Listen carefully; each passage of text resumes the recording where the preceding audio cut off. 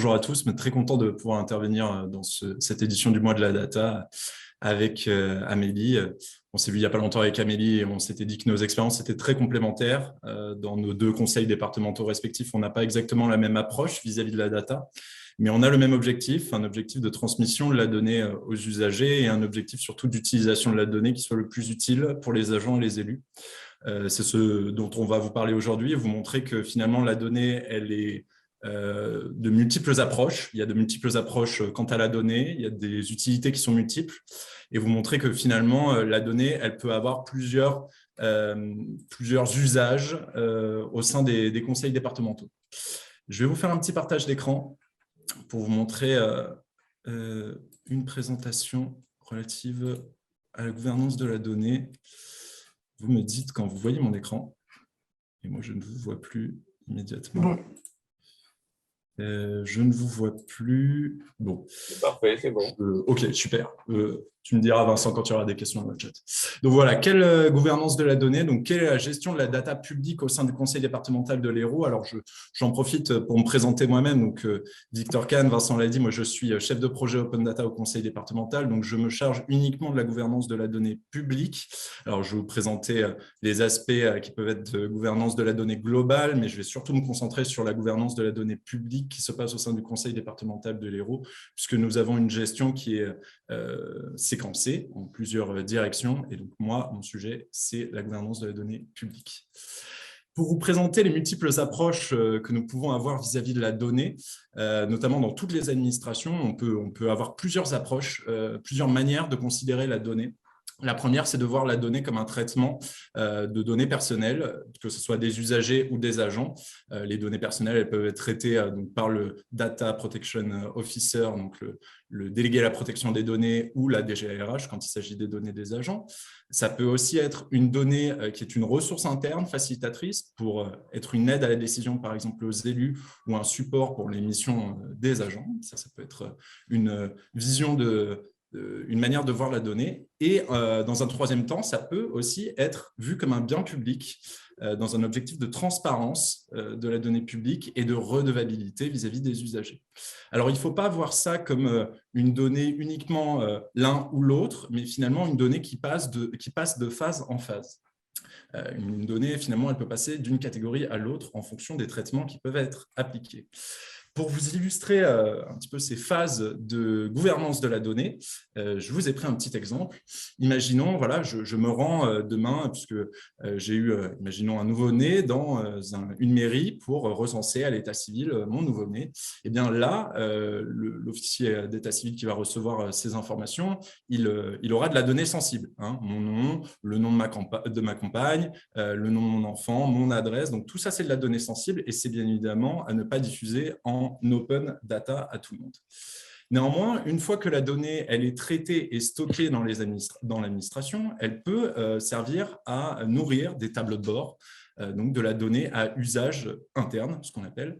Donc ça peut par exemple être voir là où il y a des nouveaux-nés, les quartiers où il y a des nouveaux-nés, pour être une aide à la décision pour les élus qui voudraient monter une nouvelle crèche, plus loin dans le temps une école primaire, faire le recensement des nouveaux prénoms sur la commune, voir le nombre de naissances pour calculer le taux voilà, de nouveaux-nés sur le territoire. Ça peut être une possibilité.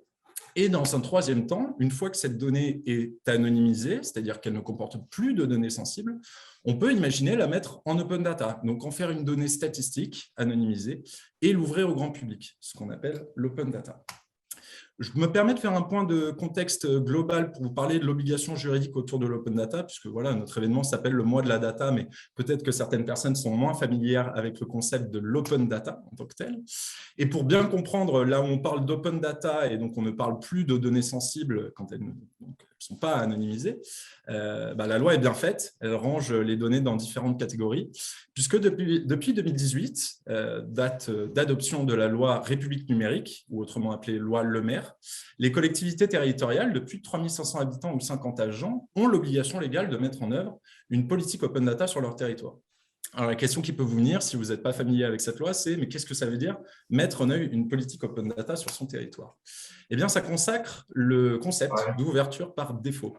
L'ouverture par défaut, c'est un concept qui a émergé en 2018 et qui se distingue du concept d'ouverture par exception. Donc, l'ouverture par exception, ça voulait dire qu'avant 2018, les administrations, elles publiaient ce qu'elles voulaient, uniquement ce qu'elles voulaient, je veux dire, alors que maintenant, nous sommes obligés de tout publier, tout ce qui a un intérêt économique, social, sanitaire et environnemental. Alors, vous allez me dire, ça fait un peu contradiction avec ce que je viens de vous dire par rapport aux données sensibles. Eh bien, effectivement, puisque dans l'open data sont exclues toutes les données dites sensibles, c'est-à-dire par exemple les données personnelles, revenons sur l'exemple de tout à l'heure, les noms, les adresses, tout ce qui pourrait permettre de m'identifier, mon numéro de sécurité sociale, mon numéro de téléphone, mon adresse mail, etc. Tout ce qui relève du secret commercial ou industriel et tout ce qui relève de la sécurité intérieure, évidemment. Donc ça, c'est réglementé par un règlement qui est outrement plus connu, qui s'appelle le RGPD, Règlement général à la protection des données. Bien, après ce propos liminaire pour vous faire un petit point de contexte sur les différentes manières d'appréhender de la donnée, je vous propose de rentrer dans le vif du sujet, qui est la gestion de la donnée au conseil départemental de l'Hérault. Donc, nous, au sein du conseil départemental de l'Hérault, nous avons une organisation assez spécifique. Déjà, notre démarche Open Data, elle a été votée et appuyée par les élus en avril 2020. Et elle est imbriquée au sein de ce qu'on appelle la SDUN, pour stratégie départementale des usages et services numériques. J'entends quelqu'un en même temps. Donc, stratégie départementale des usages et services numériques. Cette stratégie, donc, elle recense les différents usages que nous portons auprès des usagers, des territoires du département. Et donc, nous y mettons aussi l'open data. Ça permet de donner une vocation forte à l'open data, qu'elle soit portée et appuyée par nos élus. En plus de ça, cette démarche Open Data elle est portée par la direction de l'aménagement numérique territorial. Donc là, le conseil départemental a un peu sa spécificité. Cette direction, ce n'est pas vraiment une DSI. La DSI, elle s'occupe des besoins informatiques des agents et des élus. Nous, la direction de l'aménagement numérique territorial, nous nous occupons des besoins numériques des usagers. Cette direction, elle a par exemple commencé avec le raccordement à la fibre des usagers dans ce qu'on appelle la zone d'initiative publique du territoire.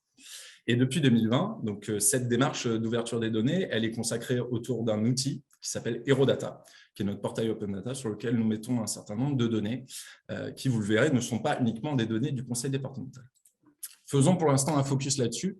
Les données du conseil départemental, donc c'est une gouvernance de la donnée vraiment produite en interne.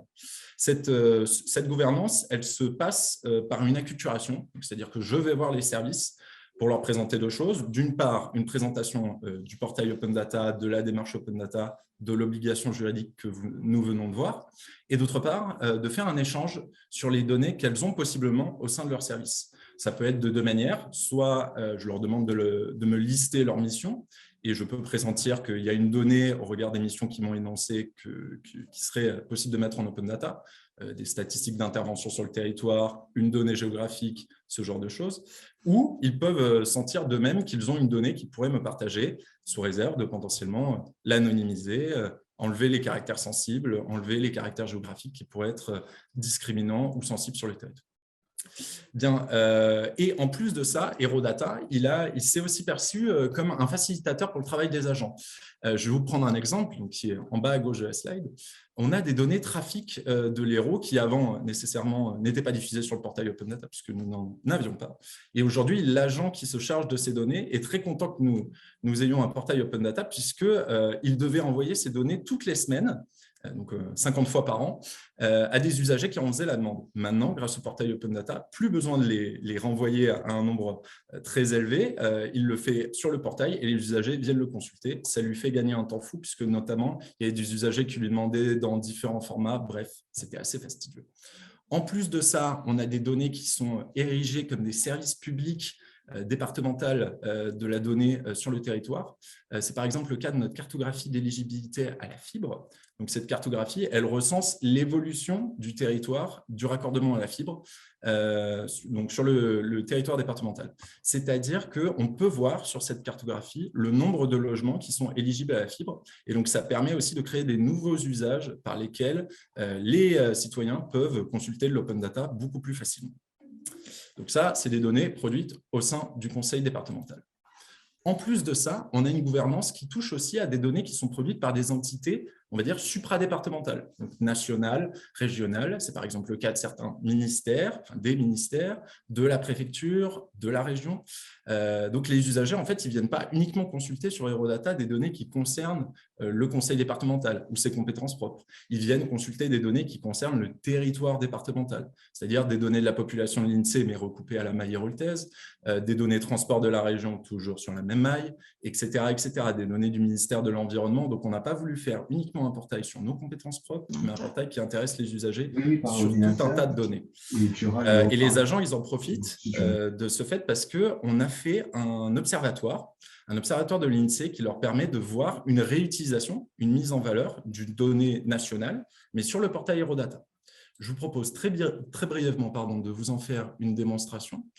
Donc, cet observatoire de la population, il vous permet de voir donc, sur Eurodata différents indicateurs produits par l'INSEE, mais recoupés à la maille départementale. Donc, la population sur le département, au dernier recensement, 2019, la variation annuelle, la population par tranche d'âge, catégorie socio-professionnelle, scolarité, niveau de diplôme. Je me permets d'aller un peu vite sur cette partie parce qu'il y a beaucoup d'indicateurs, mais vous allez voir ce qui est très intéressant pour les agents et élus du territoire, qui consultent donc Eurodata pour les fonctionnalités aussi qui sont à l'intérieur, c'est que vous pouvez taper le nom d'une commune. Admettons, on va taper le nom de la commune de Sète, un peu voyager.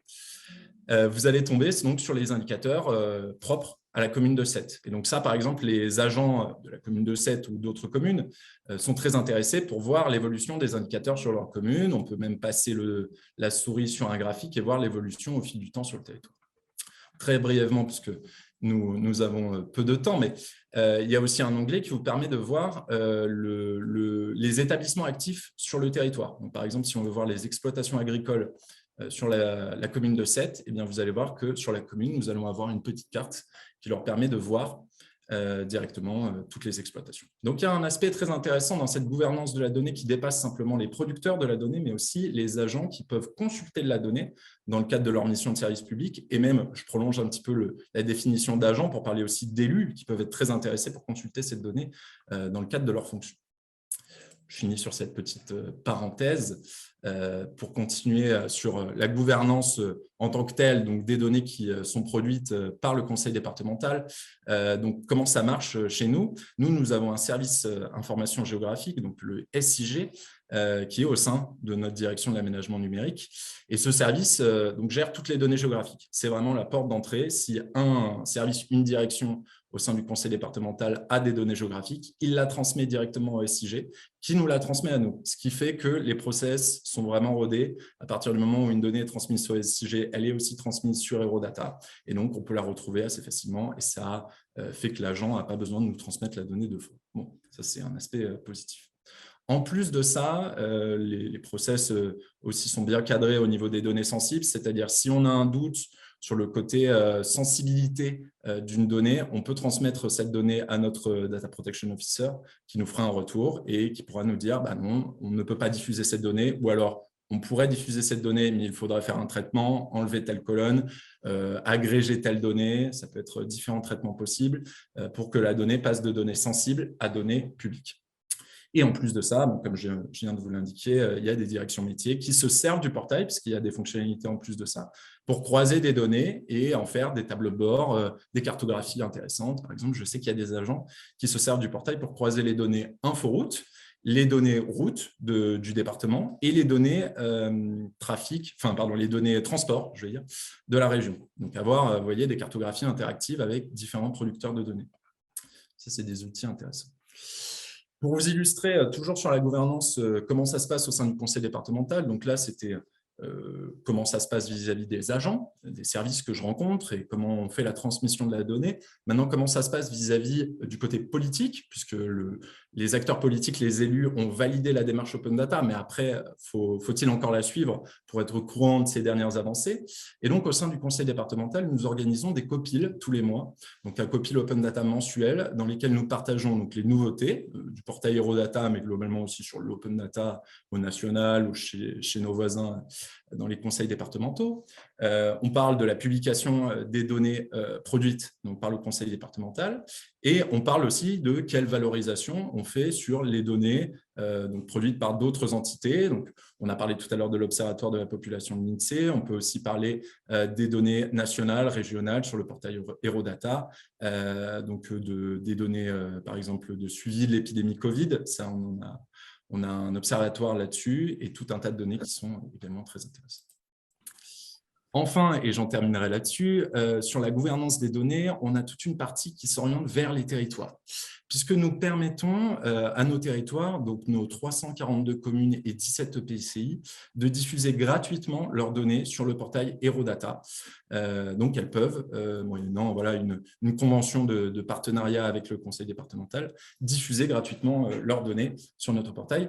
Ce qui leur permet d'une part, vu qu'il y a une diffusion de données, d'être accompagné par le conseil départemental, accompagné sur 2 plans, notamment sur un plan stratégique, sur le plan stratégique pour savoir quelles données diffuser en premier. Beaucoup de communes nous disent « oui, c'est intéressant l'open data, mais comment je dois diffuser mes données, quelles données je dois prioriser ?» Donc, là, il y a un accompagnement stratégique qui est mené et un accompagnement technique également. Cet accompagnement technique sur le côté format, comment on peut créer la visibilité sur la donnée, mais sur une donnée la plus lisible possible. Donc, créer des cartographies, des statistiques qui peut être véritablement un outil, un support de communication et de facto de transparence pour les usagers. Enfin, on mène, en parallèle d'un accompagnement personnalisé vers les territoires, on mène un accompagnement global qui s'appelle les mardis de l'open data.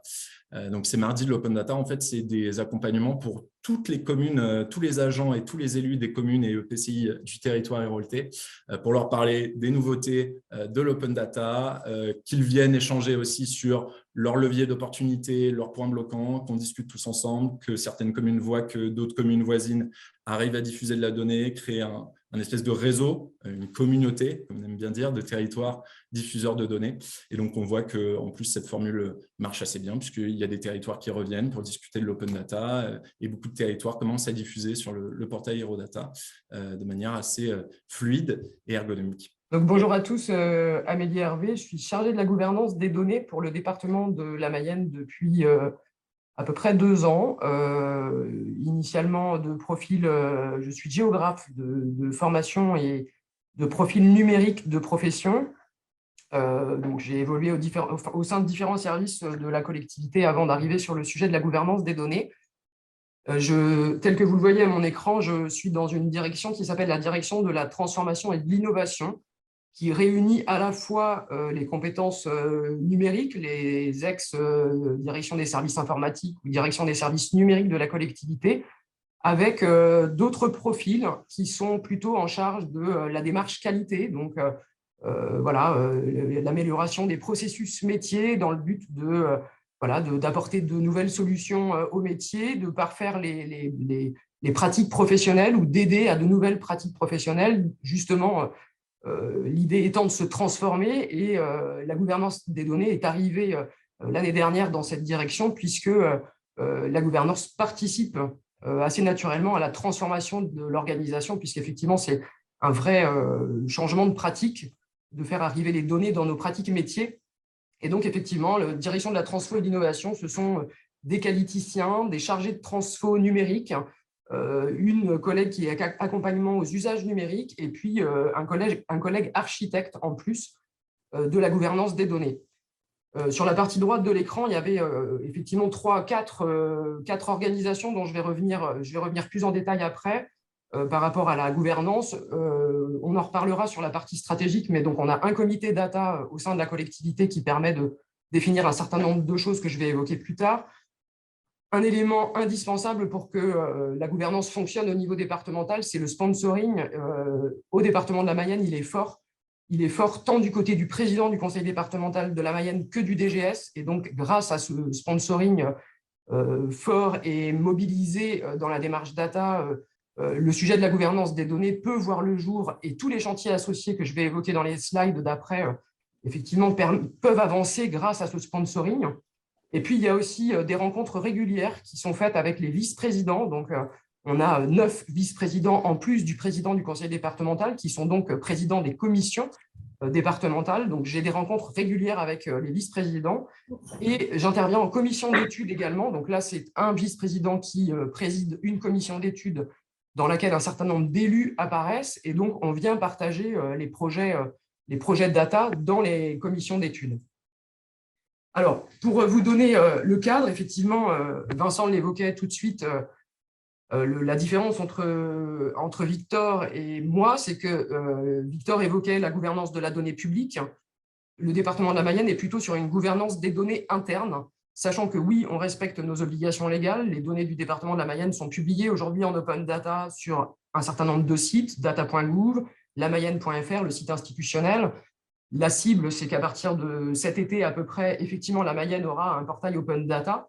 Mais nous, on a attaqué le sujet de la gouvernance plutôt à l'interne depuis maintenant 2 ans, en s'appuyant sur un certain nombre de définitions. La première, c'est celle que vous avez à l'écran en ce moment, qui était la définition d'Henri Verdier, qui était administrateur général des données en 2015, qui disait un ensemble de principes et de pratiques qui visent à assurer la meilleure exploitation du potentiel de données. Pour faire simple, la gouvernance des données, ça détaille un certain nombre de processus, de rôles, de règles de mise en œuvre de la gestion de nos données. Donc, il faut effectivement écrire ces processus, ces rôles et ces règles de mise en œuvre. Ça détaille aussi le cycle de vie de nos données. Et donc, il faut documenter ce cycle de vie, s'appuyer sur les compétences internes qui permettent, d'écrire et de clarifier le cycle de vie de nos données. La gouvernance des données explique les valorisations de données mises en œuvre. Donc, les valorisations de données, eh bien, effectivement, ça peut être ce qu'on voyait à l'instant sur le portail de l'Hérault au travers de l'open data, puisqu'on fait aussi de la valorisation de données en open data. Et ça peut être aussi une démarche que nous, on a engagée au département de la Mayenne, qui est une démarche de close data cette fois-ci, et donc une valorisation de nos données internes dans un portail interne à destination des agents, des élus et des partenaires de la collectivité. Et puis, la gouvernance des données doit participer à l'acculturation. Là, il y a un gros sujet, et Victor aussi l'évoquait à l'instant, acculturer les collègues, les professionnels de la collectivité, les élus, les managers et tous les partenaires d'un territoire, c'est énorme et c'est indispensable si on veut qu'une démarche data, quelle qu'elle soit interne ou externe, fonctionne.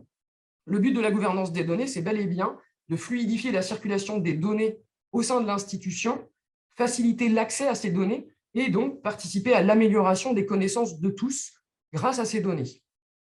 Si je vais un peu plus dans le détail de ce qu'on a essayé, nous, de mettre en place au département de la Mayenne, on est parti de ce schéma-là que vous avez sous les yeux, qui est effectivement tout un tas de chantiers autour de la data, de manière générale. Plutôt la partie grise, le cœur de mon image, qui sont ce qu'on appelle, nous, des parcelles de savoir. C'est-à-dire que dans la collectivité aujourd'hui, j'ai un certain nombre d'experts qui sont experts en traitement de données, saisie de données, récupération de données, ou gestion du cycle de vie, comme les collègues des archives, des référents outils métiers qui ont l'habitude d'identifier les données qui transitent dans nos outils, qui collectent, qui saisissent, etc., comme le SIG, qui lui est plutôt à la fois expert du traitement et expert de l'exposition de nos données. Donc ça, ce sont les parcelles de savoir. Et puis, on a tout un tas d'autres travaux ou chantiers de la gouvernance qui sont plus satellites à ces parcelles de savoir autour de ce qu'on a sur l'écran, les aspects juridiques, la sécurité de nos données, la cartographie des données, des opérations de modélisation, de créer des modèles de données, des référentiels de données, les fameuses données pivots. Alors, on va un peu plus loin dans les données de la collectivité, mais on peut sous-entendre par référentiel des données pivots. Encore une fois, des actions d'acculturation, une démarche de pilotage et d'innovation. Donc, le but, effectivement, de ces parcelles de savoir et des travaux de gouvernance, c'est ce que donne la définition dans la partie droite de l'écran, la mise en œuvre d'un ensemble de dispositifs pour assurer une meilleure coordination des parties prenantes. Le tout dans le but, effectivement, de prendre des décisions communes et de lancer des actions concertées autour des données de la collectivité.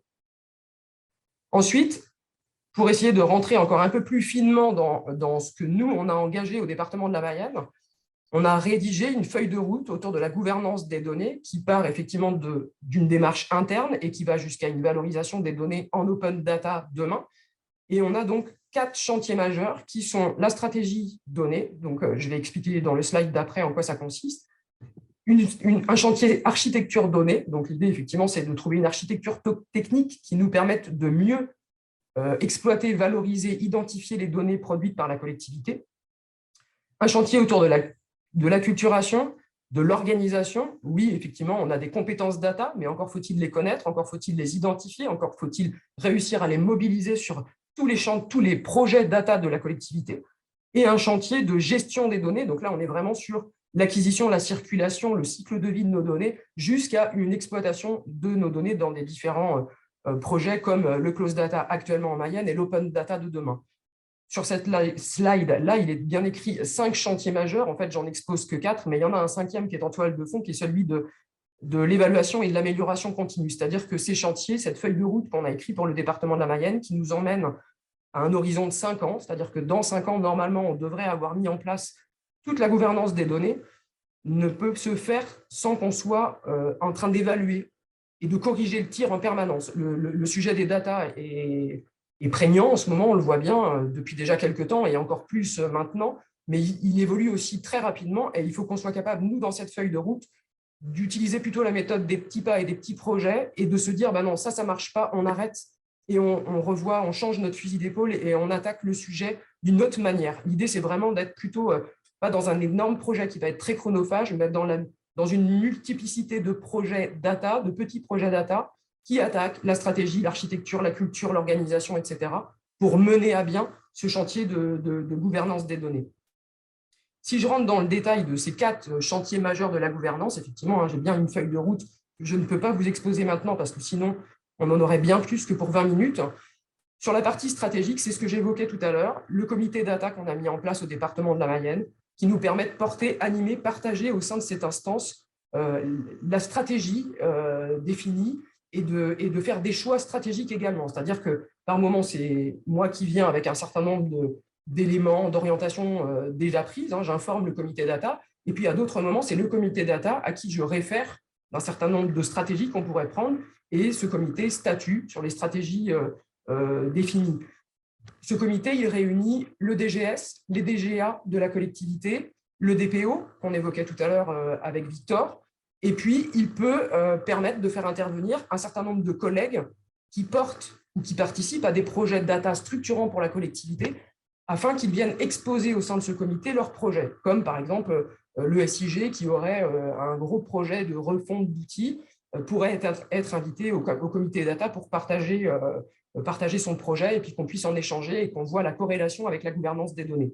À terme, si je vais au bout de ces 5 années de feuille de route, la stratégie serait la stratégie idéale, en tout cas celle qui nous permettrait d'atteindre nos objectifs, ce serait qu'effectivement, on réussisse à mettre en place une doctrine interne autour de la gouvernance de nos données et aussi une politique externe, politique publique de la donnée, qui permettent de communiquer auprès de nos partenaires, auprès des citoyens, etc., comment le département gère ses données, gère ses algorithmes, gère les données sensibles, etc. etc.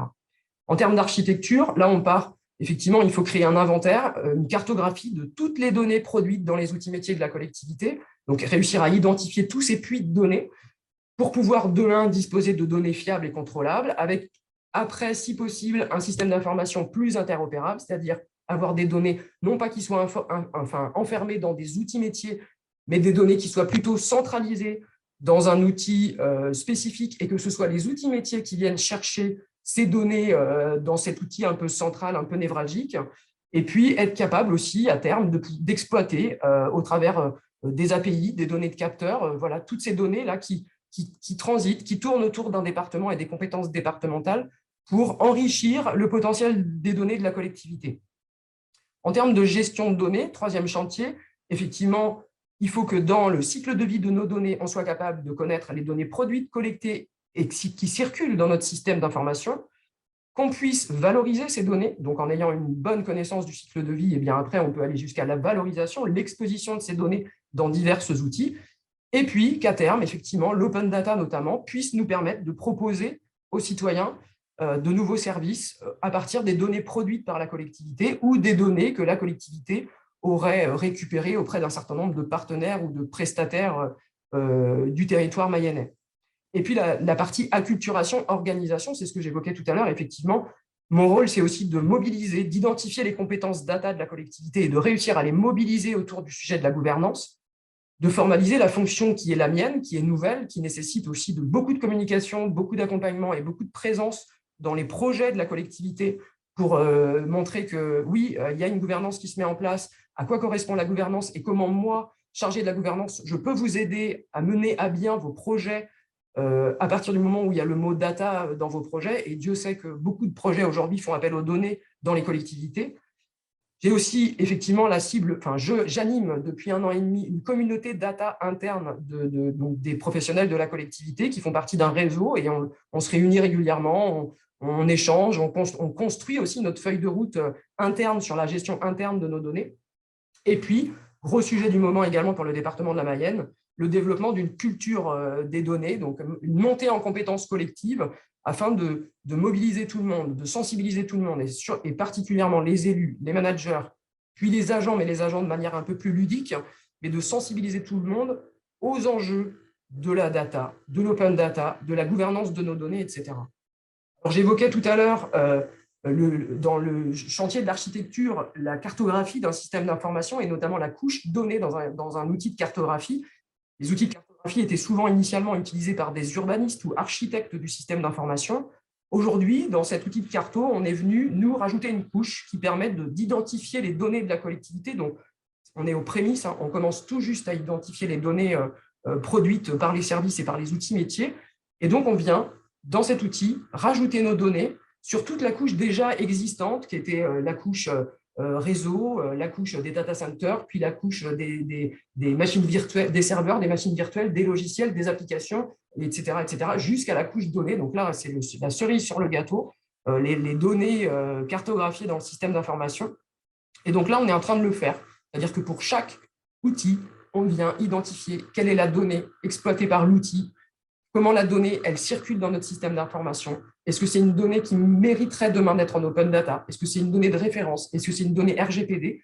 Et on est en train de définir tout ça pour chaque donnée et d'intégrer ces données dans l'outil de carto. Donc, la vue que vous avez sur cette diapo, c'est effectivement ce qu'on est en train de faire en ce moment dans notre outil de cartographie du système d'information.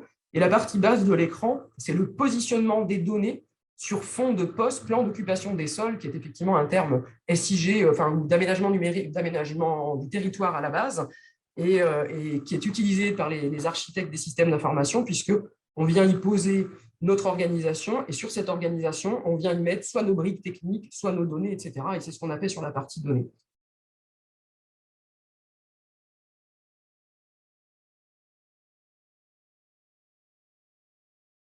Et dernier exemple, et ma présentation s'arrêtera là, hein, c'était effectivement, j'évoquais tout à l'heure la question du close data, puisqu'effectivement, nous, en Mayenne, on n'est pas, l'open data était une chose et on respectait nos obligations réglementaires. On est parti plutôt sur le sujet du close data, mais ce qui a effectivement permis de créer ce sponsoring fort que j'évoquais tout à l'heure, de créer ce comité data, de lancer la démarche de gouvernance. Alors, le projet de close data en Mayenne, c'est rien d'autre, entre guillemets, parce qu'il y a quand même un gros boulot derrière, mais un catalogue de données internes de la collectivité, plus des données nationales d'intérêt local qu'on a intégrées dans le portail, et un certain nombre de tableaux de bord autour des politiques publiques qui sont menées par le conseil départemental. Et donc là, vous avez 3 petites captures d'écran, l'une autour complètement à gauche de la répartition par projet et par programme pour les financements contrats de territoire que le département réalise auprès des communes mayennaises. Le deuxième, le milieu de l'écran, c'est les ménages allocataires du RSA. Donc, on a un énorme tableau de bord sur le suivi des ménages allocataires du RSA, les nouvelles prises en charge, etc. Et puis, la troisième partie de l'écran, complètement à droite, c'est le fameux catalogue de données. Donc là, il y a quelques données qui sont des données de référence. Donc, l'idée, c'est vraiment que ça devienne, et c'est la commande de notre président, que ça devienne l'outil fédérateur pour la collectivité en interne.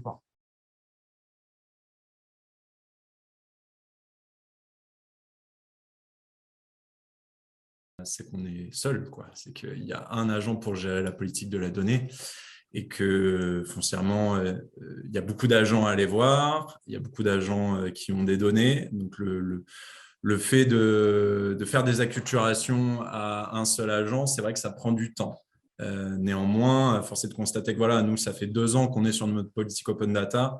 On commence à avoir un certain nombre de données qui sont mises sur notre portail. Donc, c'est vrai que, mais comme dans tout sujet, plus de moyens humains permettrait d'aller plus vite sur le sujet. Après, voilà, ça nous permet aussi de faire un accompagnement qui est beaucoup plus personnalisé sur le traitement des données et de les mettre sur le portail open data. le fait d'être toute seule, les choses finiront de toute façon par se compliquer. Enfin, on en parlait tout à l'heure, c'est clair. Après, il y a aussi le sujet de la résistance au changement, hein, la donnée, tant même du point de vue des politiques ou des managers, hein, on est clairement sur un sujet de transparence. Il y a un niveau de compréhension qui n'est pas systématiquement là pour tous, et cet effet silo aussi qu'on connaît tous, hein, dans les collectivités, qui fait que on doit changer de paradigme. Hein. On n'est plus, en fait, plus on sera transparent, meilleures seront les choses, tant en termes d'open data qu'en interne. C'est-à-dire qu'on travaille tous pour le sens commun, on travaille tous pour le service public, et on n'est pas là pour avoir nos petites données enfermées dans nos petits systèmes et de ne pas les partager aux voisins de bureau ou à la direction d'à côté. Donc, et là, il y a un truc, il y a une forme de résistance à ce changement-là qui va tout doucement s'effacer, c'est clair, et on le voit bien. Enfin, je pense que toi, Victor, aussi, tu le constates. Il y a des choses qui fleurissent dans la tête, il y a des graines qui mettent plus de temps que d'autres à germer, mais en tout cas, il se produit des choses, donc il faut laisser le temps au temps, quoi. Ouais. Étant donné que la loi, l'obligation légale, elle date de 2018, il faudra peut-être un peu de temps pour que le mindset, le logiciel mental commence voilà, qu'il y ait une graine qui soit plantée pour que l'open data commence à germer, effectivement. Mais je te rejoins entièrement sur le côté, on a tous un même but et l'open data sert autant les usagers que les agents. Ouais. Juste avant qu'on commence la démarche open data, j'avais lu un article que je retrouverai peut-être à l'occasion, qui disait que 50% des usages de l'open data sur des portails territoriaux, c'est 50% d'agents et 50% d'usagers. Donc, ça montre bien qu'aussi en décloisonnant les données, on le fait aussi pour les autres directions qui n'y ont pas forcément accès, qui n'en ont pas forcément connaissance avant de voir le portail Open Data. Donc, ça, c'est très, très précieux à savoir aussi. Ça permet d'appuyer une démarche Open Data qui est aussi faite pour les usagers, mais pour les agences.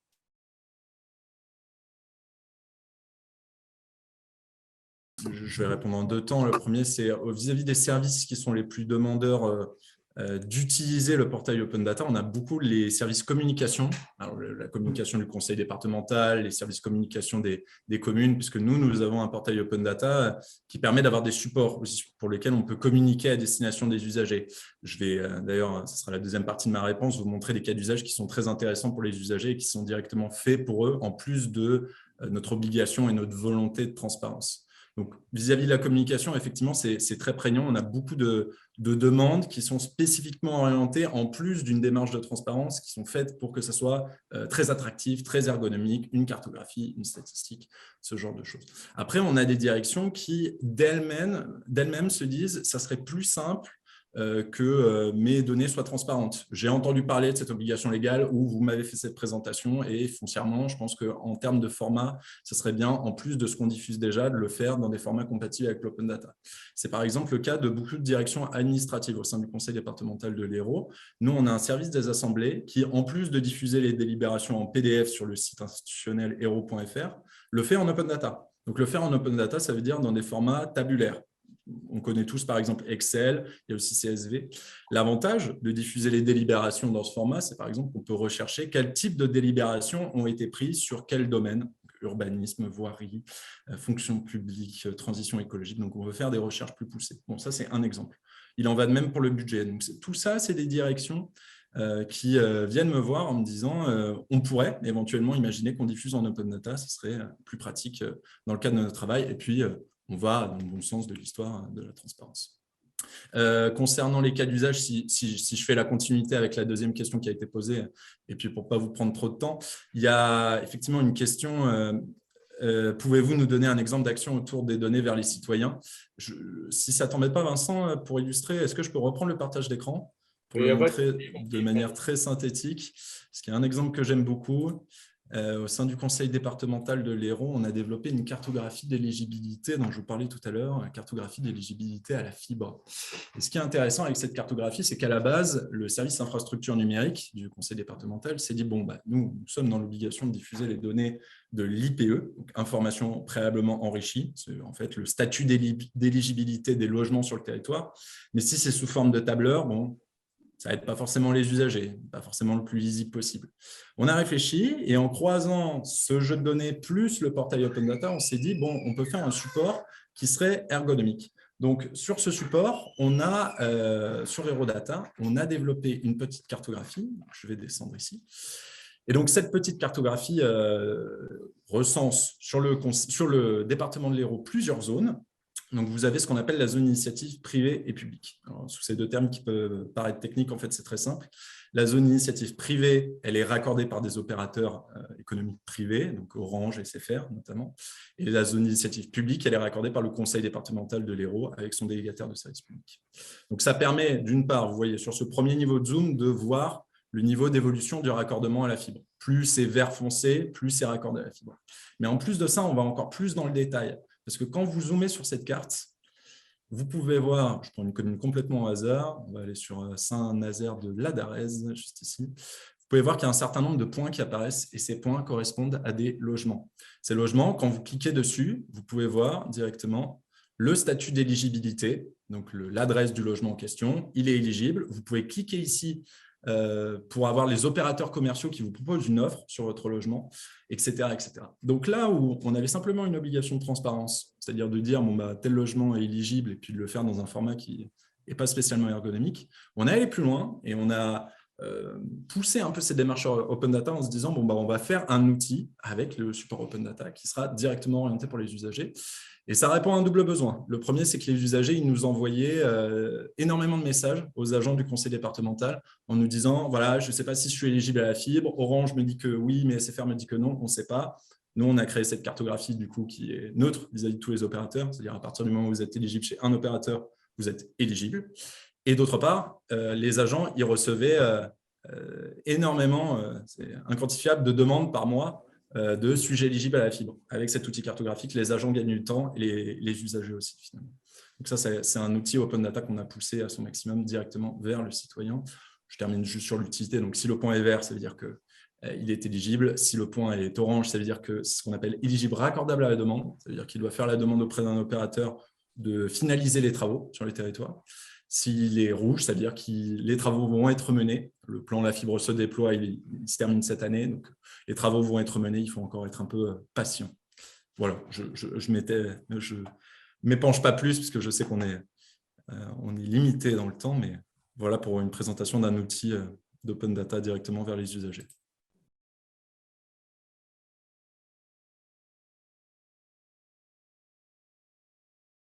Eh bien, c'est tout simplement la même plateforme que celle qui est prévue en Open Data. Donc, c'est la solution Open Data Soft qu'on a développée dans un closed data, donc avec un accès restreint, une connexion à notre Active Directory, etc., pour limiter les accès et les tableaux de bord. Donc, c'est tout l'avantage d'avoir opté pour cette solution, c'est qu'effectivement, on peut aller chercher des données en Open Data pour notre closed data et on peut demain, quand on sera prêt pour la démarche Open Data, alimenter notre Open Data à partir des données qui sont en close en ce moment, qui sont déjà prêtes, fraîches, consolidées et qu'on n'a plus qu'à basculer en Open Data.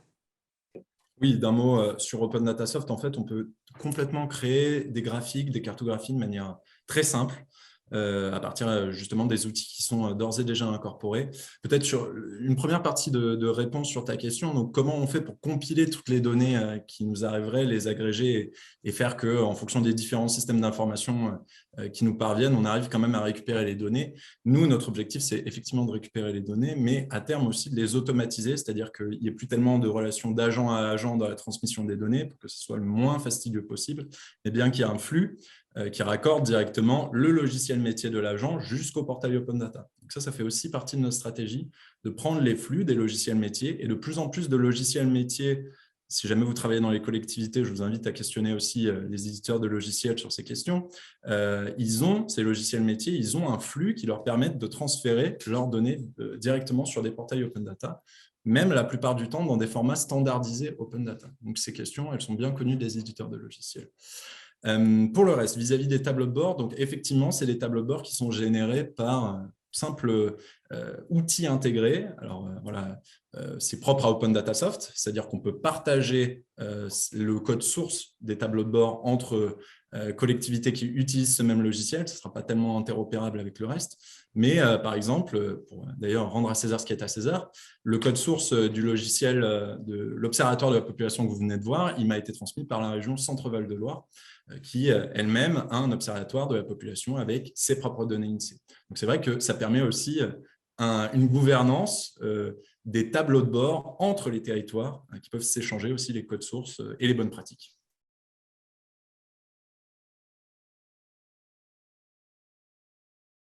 Nous, clairement, ce fameux close data, et je le mettais à l'instant dans le chat, mais si vous voulez en savoir plus, allez voir le mois de la data, première édition sur le webinaire sur la data vise. Là, je montrais clairement ce que fait le close data chez nous. Nous, c'est devenu l'outil politique d'aide à la décision.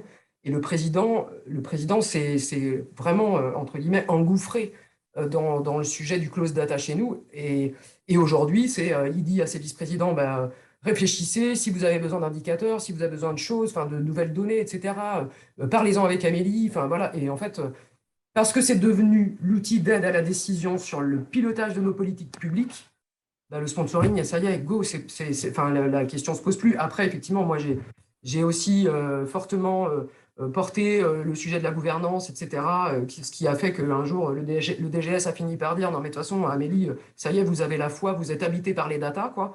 Bon, maintenant, oui, je pense que je suis habité, et puis, je pense qu'il faut effectivement, il faut qu'on ait la foi pour que ça marche, mais moi j'ai pas de cas d'usage, puisque là, le close data est le cas d'usage qui a fait que, ça y est, l'autoroute s'est tracée, quoi. Ouais, mais c'est très important d'avoir un sponsoring, comme il a été dit dans la question, un sponsoring, un appui politique pour que la démarche ne soit pas simplement quelque chose de niche entre agents de la collectivité, mais bien quelque chose qui soit porté aussi par les élus pour que ça ait un impact sur les missions de service public. Nous, si j'essaye de me rappeler les cas d'usage qui étaient très populaires dès le départ, c'est plutôt, ma réponse ce sera plutôt envers les citoyens, mais c'est vrai que c'est ça qui a parlé aussi aux élus, c'est que notre portail, comme je vous ai indiqué, il est sorti en mai 2020, donc pendant la période du premier confinement. Et donc à ce moment-là, les usagers, ils étaient en demande de connaître localement les indicateurs du Covid.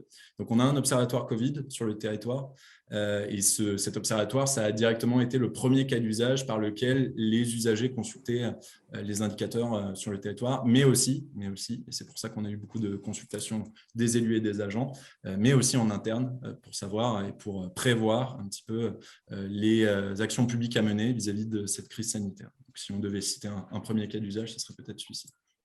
Est-ce que vous avez été accompagné par des juristes pour le RGPD ? Non, pas du tout.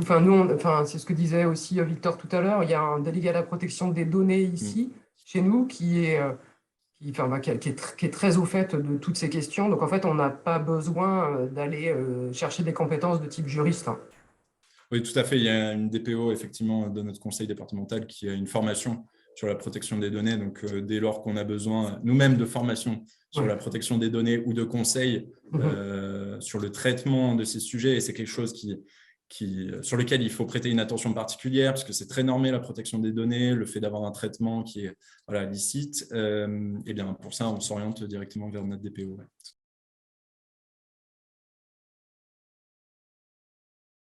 Oui, tout à fait. Il y a une solution, un outil en fait, dans le portail Open Data qui permet de savoir les réutilisations qui sont faites par les citoyens. Donc, par réutilisation, on entend les données qui sont prises, téléchargées par un usager, qui peut être autant un particulier qu'une entreprise, et remise dans un blog, dans une application, un site internet. Alors, cette démarche elle est volontaire, c'est-à-dire qu'on ne peut pas obliger un usager à nous indiquer de force indique-nous ta réutilisation, sinon tu ne peux pas utiliser tes données. Non, les usagers le font d'eux-mêmes. Et la solution Open Data Soft demande à ce qu'on indique son nom. Donc voilà, c'est aussi pour retrouver, c'est un bon moyen de faire une pub sur une réutilisation, et c'est pour retrouver la réutilisation en question.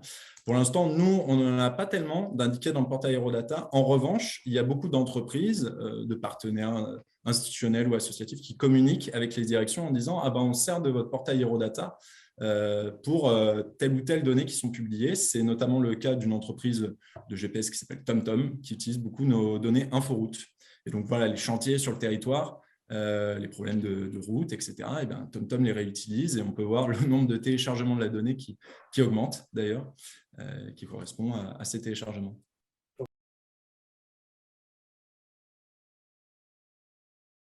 Effectivement, il y a ce comité data qui a vocation à définir et partager la stratégie, partager un certain nombre d'actions, une feuille de route, etc. Ce comité data a aussi vocation à décliner les orientations politiques qui ont été définies par le président, les vice-présidents, les élus en commission. Donc, c'est vraiment un peu le cœur de la gouvernance. Après, pour l'instant, effectivement, on a en parallèle à ça une communauté data interne qui est à peu près d'une quinzaine de personnes qui se réunit, alors on va dire grossièrement, mais avec toute la période compliquée qu'on a connue, tous les 2 mois, tous les 2 mois et demi, alors on va dire grossièrement, allez, 1 fois par trimestre, on se réunit.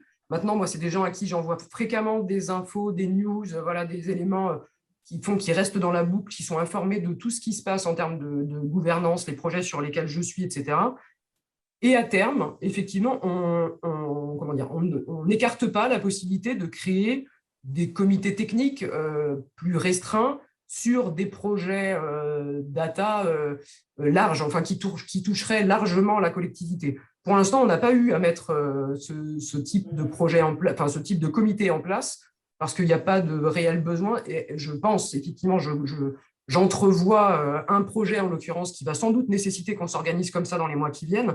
Mais dans l'immédiat, on sait qu'on peut le faire, mais pour l'instant, on ne le fait pas. Lorsque des informations sont référencées dans Herodata, par exemple, je prends le cas qui avait été présenté concernant la fibre. En fait, quand ces informations sont référencées dans le système, quel est le contrôle qui est effectué sur ce type d'informations dans le système, en fait? Le contrôle, c'est-à-dire par les services? Oui, pour en fait assurer l'authenticité de l'information, en fait.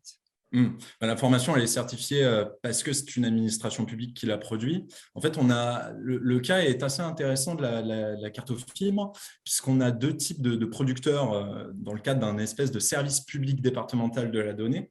C'est qu'on a d'une part des producteurs qui sont sur la zone d'initiative publique, donc le conseil départemental de l'Hérault avec son délégataire qui fournit les données aux usagers. Ce qui est bien aussi, c'est que dans un objectif de redevabilité, le conseil départemental est toujours joignable si jamais il y a un problème vis-à-vis des données, il y a une erreur, ce qui peut arriver, eh bien, l'usager peut nous le signaler et à ce moment-là, on peut corriger la donnée. Et d'autre part, on a des données aussi des opérateurs privés sur le territoire qui nous transmettent leurs données et qu'on peut mettre dans cette cartographie d'éligibilité à la fibre.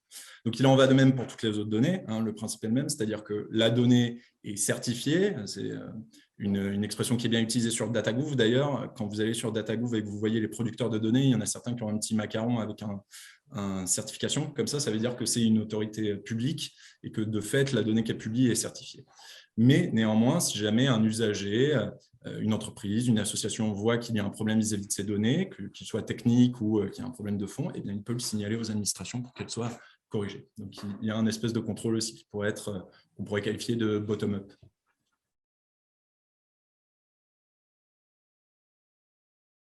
Il y a une communauté complètement informelle qui existe, qui s'est montée il y a 1 an et demi suite à une enquête lancée par une de nos collègues des Côtes d'Armor, je crois, de mémoire, si je ne me trompe pas. Et cette communauté est restée, enfin voilà, a continué de vivre malgré le départ de Laetitia qui est partie vers d'autres horizons professionnels.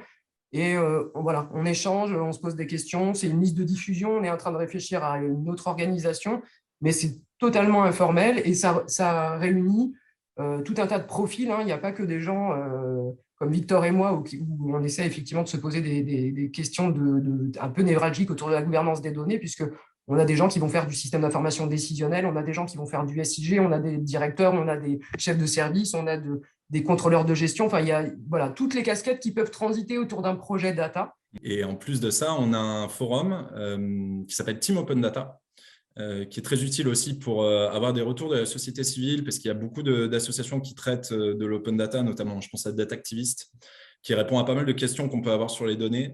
Donc, si ça vous intéresse, ce sujet, bon, alors plus spécifique effectivement de l'open data que de la data globale, mais quand même, il y a un forum qui s'appelle Team Open Data sur lequel vous pouvez poser vos questions, notamment sur la gouvernance de la donnée. Ça peut être comment vous avez procédé dans votre conseil départemental ou collectivité pour aborder le sujet de l'open data, et vous serez accompagné par les gens qui voudront bien vous répondre. Ce réseau, il est spécifique au département ou… De mémoire, on est quand même très orienté département, hein, Victor, si je ne me trompe pas. Hein. Initialement, c'est une boucle de conseil départemental. Ouais, tout à fait. Après, je serais assez tenté de dire que pour les collectivités plus petites, il y a effectivement tout le travail qui est fait par Open Data France et avec les ressources que l'on peut trouver sur leur site, et que on est en train, en fait, on est en train de travailler sur une réorganisation de l'ensemble de ces ressources. Et il y a aussi, de façon régulière, des programmes Open Data local qui sont proposés aux collectivités pour justement essayer d'avancer sur ces questions-là. Il y a effectivement le groupe Team Open Data qui est vraiment très intéressant. Il y a aussi Open Data Canvas. Moi, je dirais que oui, sans problème. Oui, si je comprends bien la question, oui, tout à fait, dans la mesure où il y a des directions qui peuvent proposer de la donnée à diffuser. Dans cette mesure, la gouvernance commence par la direction, hein, finalement. C'est-à-dire que c'est elle qui propose, donne à voir pour le reste, quoi. Qui a l'initiative. Et après, j'ai des directions même qui continuent d'entretenir cette volonté d'être au courant de l'open data. Nous, on a une communication interne qui est bien développée au sein du conseil départemental, et on a même un réseau social qui s'appelle Ocium, sur lequel je partage toutes les nouveautés liées à l'open data, et je sais qu'il y a plusieurs agents qui sont entretenus, qui aiment bien se tenir au courant des nouveautés de l'open data. Donc oui, il y a des directions qui prennent vraiment l'initiative de cette démarche. Moi, du coup, je vais ajouter une couche en disant que c'est possible. Clairement, sur Grenoble, enfin sur la métropole de Grenoble, c'est ce qui avait été réalisé en 2014. C'est-à-dire que c'est des techniciens, un technicien mobilité, un technicien système d'information géographique et personne responsable du système d'information décisionnelle qui ont travaillé ensemble en fait sur la mise en œuvre, je dirais, sous la forme d'un POC, quoi, d'un Proof of Concept, d'une plateforme Open Data. Et en se disant, les élections municipales avaient lieu en 2014, donc en amont de l'élection municipale, et quand les élus sont arrivés, clairement, on savait qu'il y avait dans cette équipe une volonté d'aller vers l'open data, et clairement, ce qui s'est déroulé ensuite est vraiment parti d'un service, et c'est clair que la volonté politique, elle était sous-jacente, donc, et elle est nécessaire, je pense. Bien sûr.